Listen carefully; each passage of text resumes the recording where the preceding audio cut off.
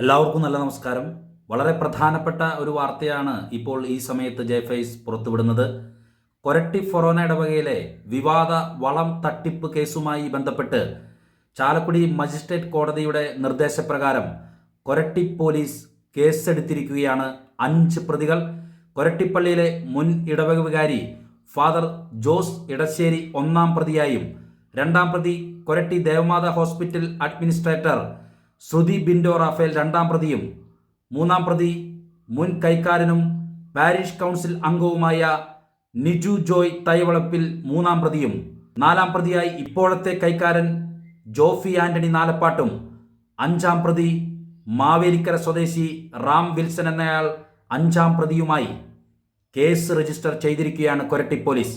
Koratty ഇടവകാംഗമായ Joseph Nalappat എന്നയാൾ Chalakudy magistrate കോടതി മുൻപാകെ നൽകിയ അന്യായത്തിന്മേലാണ് കോടതി കൊരട്ടി പോലീസിലേക്ക് വേണ്ട നിർദ്ദേശങ്ങൾ നൽകിയതും തുടർന്ന് പോലീസ് കേസെടുത്തതും. വാദിയായ ജോസഫ് ആലപ്പാട്ടിനു വേണ്ടി അഡ്വക്കേറ്റ് LK രാജഗോപാൽ കോടതിയിൽ സന്നിഹിതനായി. ഈ കേസുമായി ബന്ധപ്പെട്ട വിശദാംശങ്ങളിലേക്ക് നമുക്ക് കടക്കാം. കൊരട്ടി ഫൊറോന പള്ളി മുൻ ഇടവക വികാരിയും എറണാകുളം അങ്കമാലി അതിരൂപതയിലെ വൈദികനുമായ ഫാദർ ജോസ് ഇടശ്ശേരി 1-ാം പ്രതിയായും, കൊരട്ടി ദേവമാത ഹോസ്പിറ്റൽ അഡ്മിനിസ്ട്രേറ്റർ ശ്രുതി ബിൻഡോ റാഫേൽ 2-ാം പ്രതിയും, മുൻ കൈക്കാരനും പാരിഷ് കൗൺസിൽ അംഗവുമായ നിജു ജോയ് തൈവളപ്പിൽ 3-ാം പ്രതിയും, ഇപ്പോഴത്തെ കൈക്കാരൻ ജോഫി ആന്റണി നാലപ്പാട്ട് 4-ാം പ്രതിയും, റാം വിൽസൺ ഗീതാലയം മാവേലിക്കര 5-ാം പ്രതിയുമായി PC 1860 നിയമപ്രകാരം 120B, 406, 403, 420, 469, 408, 470 എന്നീ വകുപ്പുകളിൽ ഗൂഢാലോചന, ചീറ്റിംഗ്, ക്രിമിനൽ വിശ്വാസലംഘനം, വ്യാജരേഖ ചമയ്ക്കൽ എന്നീ കുറ്റങ്ങൾ ചുമത്തി കൊരട്ടി പോലീസ് കേസെടുത്തു.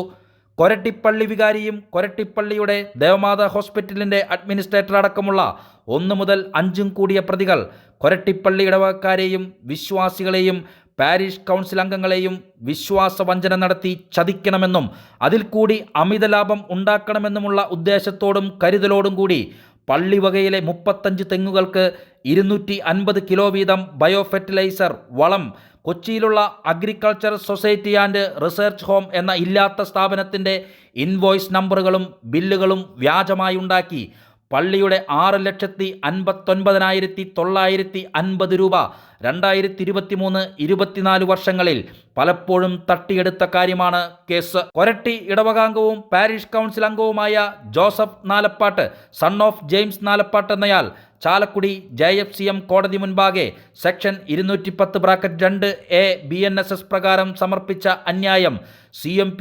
6112/2024 കോടതി സ്വീകരിച്ച് തുടർ നടപടികൾക്കായി ബഹുമാനപ്പെട്ട ചാലക്കുടി JFCM കോടതിയിൽ നിന്നും കൊരട്ടി പോലീസിന് സ്റ്റേഷനിലേക്ക് അയച്ചു തന്നത് കൊരട്ടി പോലീസ് സ്റ്റേഷൻ ഇൻസ്പെക്ടർ അമൃത് Rangan, crime 1178/2024, UBRS 120B, 406, 403, 420, 469, 408, 470 IPCI case register ചെയ്തു.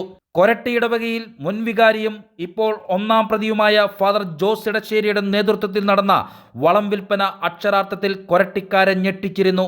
ഇല്ലാത്ത അഗ്രികൾച്ചർ സൊസൈറ്റിയിൽ നിന്ന് ലക്ഷക്കണക്കിന് രൂപയുടെ വളം ഇറക്കുമതി ചെയ്തത് ആർക്കു വേണ്ടിയെന്ന് ചോദ്യമുയർന്നു. പാരിഷ് കൗൺസിലിൽ കൊരട്ടിപ്പള്ളിയെ സ്നേഹിക്കുന്ന വിശ്വാസികൾ ശബ്ദമുയർത്തി. അതിനുവേണ്ടി ജോസഫ് നാലപ്പാട്ട് എന്നയാൾ കോടതിയിൽ പരാതി നൽകുവാൻ തയ്യാറായി എന്നുള്ളതാണ് ഏറ്റവും വലിയ കാര്യം. തട്ടിപ്പ് വളം വിൽപ്പന ചോദ്യം ചെയ്തതിൻ്റെ പേരിൽ കൊരട്ടി ഇടവകയിലെ പല വിശ്വാസികളും ക്രൂരമായി ഒറ്റപ്പെടുകയും മാനസിക പീഡനങ്ങൾക്കും വിധേയമായി. എന്നാലും കൊരട്ടിയിലെ വിശ്വാസികൾ അനീതിക്കെതിരെ ചാട്ടവാറേന്തിയ ക്രിസ്തുവിൻ്റെ പോരാളികളായി മാറി.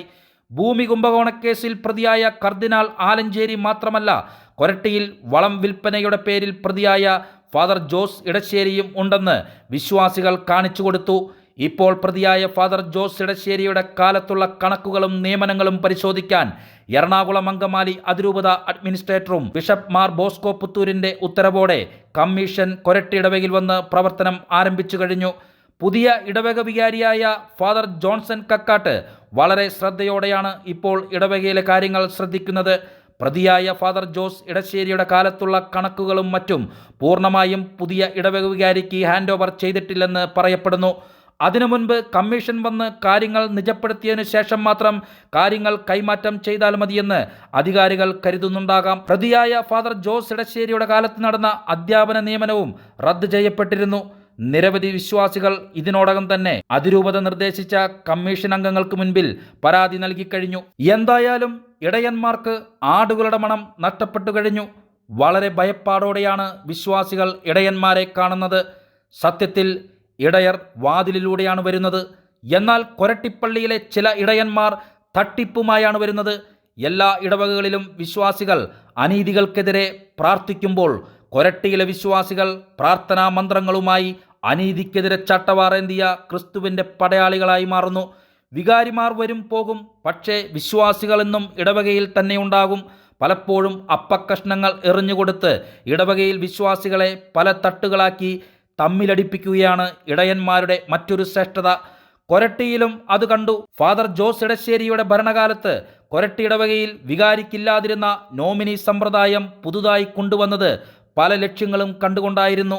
ഇപ്പോൾ പ്രതിപ്പട്ടികയിൽ 4-ാം പ്രതിയും കൈക്കാരനുമായ ജോഫി ആന്റണി നാലപ്പാട്ട് കൈക്കാരനായത് 11 നോമിനികളുടെയും മറ്റുള്ളവരുടെയും സഹായത്തിലാണെന്ന് പറയപ്പെടുന്നു. ഈ 11 നോമിനികളെ പാരിഷ് കൗൺസിൽ വച്ചതും ഫാദർ ജോസ് ഇടശ്ശേരി തന്നെ. അദ്ദേഹത്തിൻ്റെ വളം തട്ടിപ്പ് കഥ പുറത്തു വരാതിരിക്കാൻ വേണ്ടിയാണ് നോമിനികളെ നിയമിച്ചതെന്ന് പറയപ്പെടുന്നു. പക്ഷേ ഇടവകപ്പള്ളി കൊരട്ടിമുത്തിയുടെ പള്ളിയാണെന്നുള്ള കാര്യം കത്തനാർമാർ മറന്നുപോയി. നിങ്ങൾക്ക് വിശ്വാസമില്ലെങ്കിലും കൊരട്ടിയിലെ വിശ്വാസികൾക്കുണ്ട്. കൊരട്ടിപ്പള്ളിയിലെ ചില നല്ലവരായ ചെറുപ്പക്കാർ ഒരുമിച്ച് പ്രവർത്തിച്ചതുകൊണ്ടും അനീതികൾക്കെതിരെ ശബ്ദമുയർത്തുന്നതുകൊണ്ടും മാത്രമാണ് കൊരട്ടി ഫൊറോന ഇടവക നശിക്കാതെ കിടക്കുന്നതും ഇടവകയുടെ സ്ഥാപനങ്ങളായി നിലനിൽക്കുന്നതും. വിവാദ തട്ടിപ്പ് വളം വിൽപ്പന കേസ് പുറത്തു വന്നപ്പോൾ ഈ തട്ടിപ്പ് വാർത്ത റിപ്പോർട്ട് ചെയ്യുന്നതിലും ജെഫൈസ് മുന്നിൽ തന്നെ ഉണ്ടായിരുന്നു. എന്തായിരുന്നാലും ഒരു കാര്യം പറയാം, ഇത് കൊരട്ടിമുത്തിയുടെ ഇടവകപ്പള്ളിയാണ്. അവിടേക്ക് വരുന്ന ഇടയന്മാർ നല്ല ഇടയന്മാരായി വരിക, അല്ലെങ്കിൽ മുത്തിയമ്മ നല്ല ഇടയരാക്കി മാറ്റും. അതിന് വിശ്വാസികളെ നിയോഗപ്പെടുത്തും. കത്തോലിക്ക സഭയിലെ വിശ്വാസികൾ ഞാങ്കണയല്ല എന്ന് കാണിച്ചു കൊടുത്ത കൊരട്ടിയിലെ വിശ്വാസികൾക്ക് അഭിനന്ദനങ്ങൾ. ഒപ്പം നീതിപീഠത്തിനും കൊരട്ടിയിലെ SHO അമൃതരംഗനും നന്ദി.